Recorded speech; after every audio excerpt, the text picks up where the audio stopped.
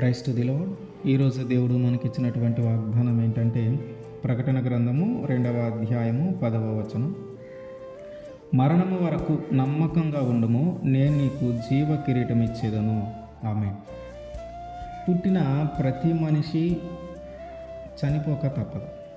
అయితే మనము మరణించడానికి ముందు మనం ఎంత నమ్మకంగా జీవించామో దానిని బట్టే దేవుడు జీవ కిరీటాన్ని ఇస్తాడు. మనము ఏర్పాటు చేసుకున్నటువంటి ఆ నమ్మకాన్ని పోగొట్టే పరిస్థితులు మన జీవితంలోకి అనేకమైనవి వస్తాయి.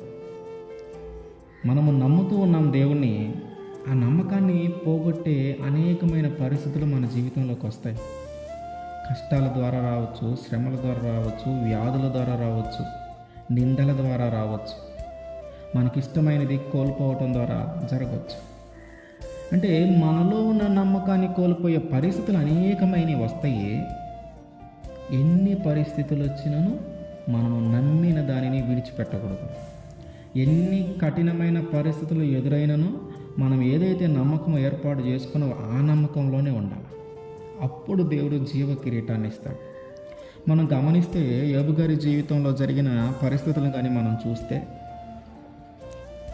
యేసు దేవుని మీద ఆయనకున్నటువంటి ఆ నమ్మకాన్ని పోగొట్టడానికి ఆ అపవాది చేసిన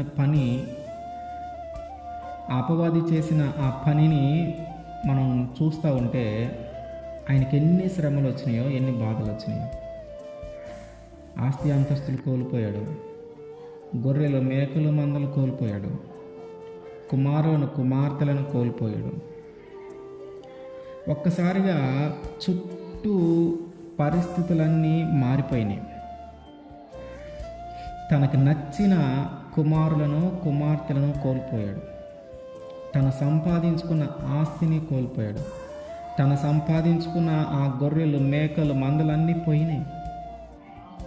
అంటే తనకు ఉన్న నమ్మకాన్ని పోగొట్టడానికి ఒకదాని తర్వాత ఒకటి నష్టము జరుగుతున్నా, భరించలేని బాధ వస్తూ ఉన్నా,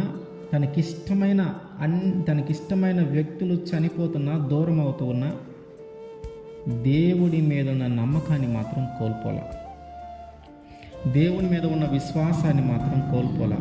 దేవుడే ఇచ్చాడు, దేవుడే తీసుకుంటాడు, దేవుడే ఇచ్చాడు, దేవుడే తీసుకున్నాడు అని మాట్లాడుతూ ఉన్నాడు. దేవుని ద్వారా ఎప్పుడు ఆనందమేనా? దేవుడి ద్వారా ఎప్పుడు సంతోషమేనా? కష్టం అనుభవించకూడదా? బాధలు అనుభవించకూడదా అంటున్నాడు. అంటే తను ఏదైతే నమ్మకం ఏర్పాటు చేసుకున్నాడో ఆ నమ్మకాన్ని కోల్పోలా. ఏదైతే ఆయనకి నమ్మకం కలిగి ఉన్నాడో ఆ నమ్మకాన్ని కోల్పోలా. ఆ నమ్మకాన్ని పోగొట్టడానికి, దేవుడి మీద ఉన్న ఆ నమ్మకాన్ని పోగొట్టడానికి అపవాది అనేకమైన కఠినమైన పరిస్థితులను తన జీవితంలోకి తీసుకొని వచ్చింది, కానీ వాటిని బట్టి ఎప్పుడు కూడా ఆయన నమ్మకాన్ని కోల్పోలా. మన జీవితంలో కూడా దేవుని మీద మనకు ఉన్నటువంటి నమ్మకాన్ని పోగొట్టడానికి అపవాది అనేకమైన ప్రయోగాలను, అనేకమైన తంత్రాలను మన జీవితంలో కూడా ఉపయోగిస్తుంది.